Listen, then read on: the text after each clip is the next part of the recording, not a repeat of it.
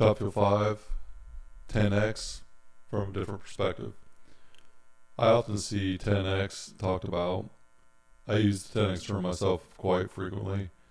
I utilize the principles of 10x that I've learned over the years with setting goals, creating a vision for my future, thinking about building net worth, creating a value packed life. 10x is often used in my wheelhouse as I study, as I prepare, as I plan. The principles are very, very impactful. It can help you better gauge what you want as far as free time goes with your family, what your purpose is, financial responsibility, net worth accumulation. 10x is great. Personal development, I reference quite often 10x is easier than 2x by Benjamin Hardy and Dan Sullivan, one of my favorite books. The 10x Rule by Grant Cardone, another great, great book. Two of my favorites, to be honest. These are all valuable ways to expand your thinking and operate at a higher level than you ever had before. And that all sounds great, doesn't it? It sounds great, right?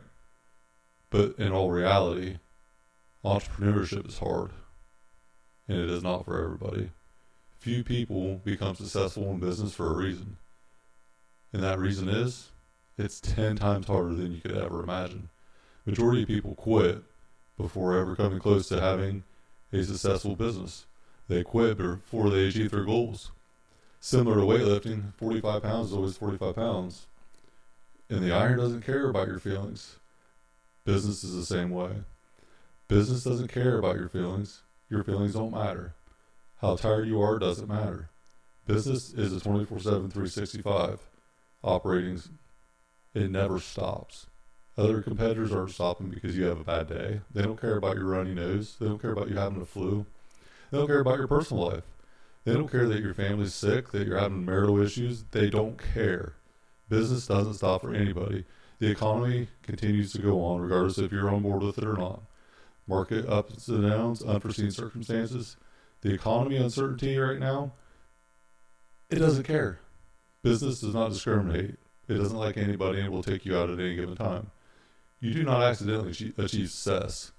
The moment that you think that you have made it, that you quit learning, is the moment that you become humbled.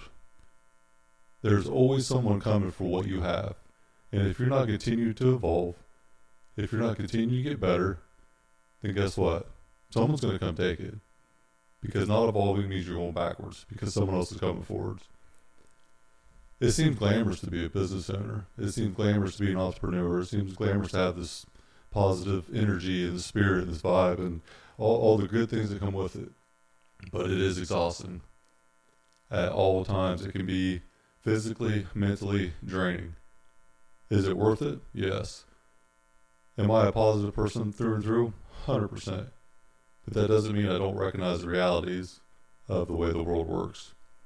And in this situation, becoming successful in business is 10 times harder than you can ever imagine. It's going to wear you out 10 times more than you can ever imagine, challenge you 10 times more than you could ever imagine.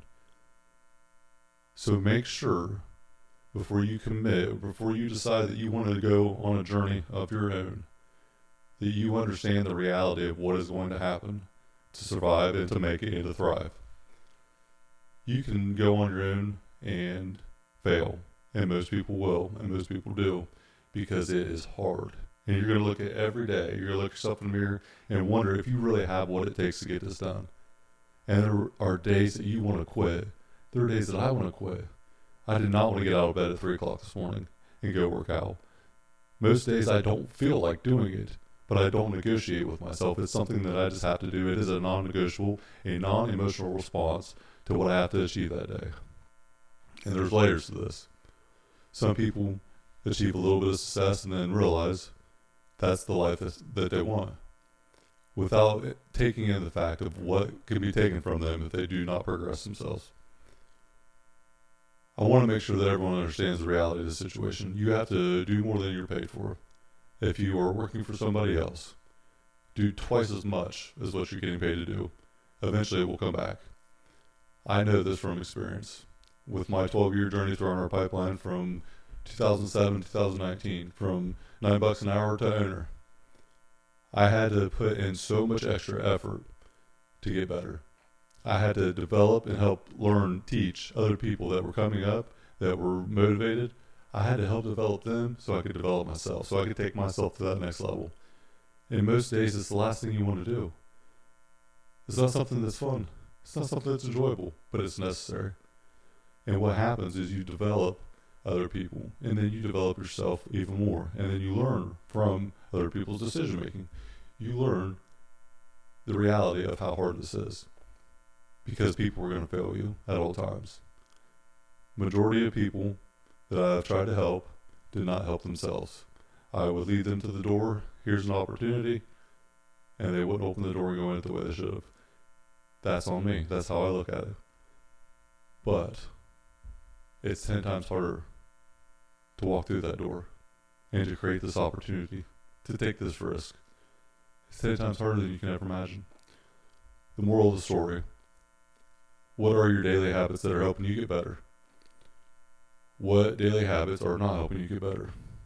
If you are not willing to cut out the daily habits that are not increasing your opportunity in success, you're not going to make it. Do you watch TV every night? Do you have non-productive travel time? Are you maximizing every opportunity you can to get better? I would say 99% of the people are going to say no, because it's tough to even think about all the ways that you can get better. Some people are not even aware that personal development in a vehicle is a staple for personal development for myself and a lot of other people that are successful. You have to find the edges. You have to make every minute count. Every minute does count.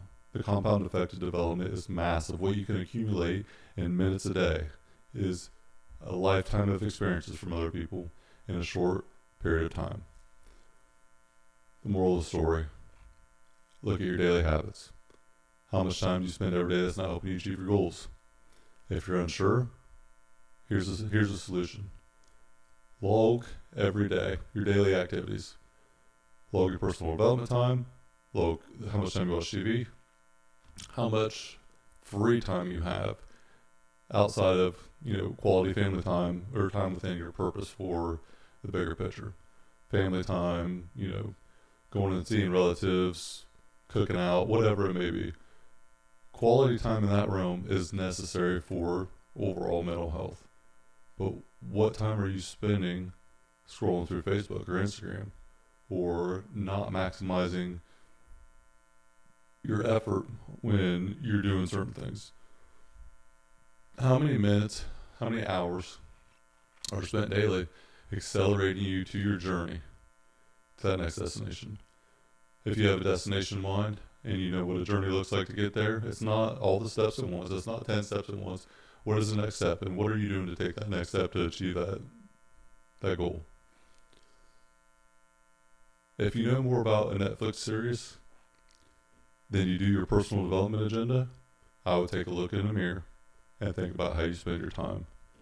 There is a price to pay. There's a price to pay for being successful in business. And you have to maximize your time. And the reality of it is, it's 10 times harder than you can ever imagine.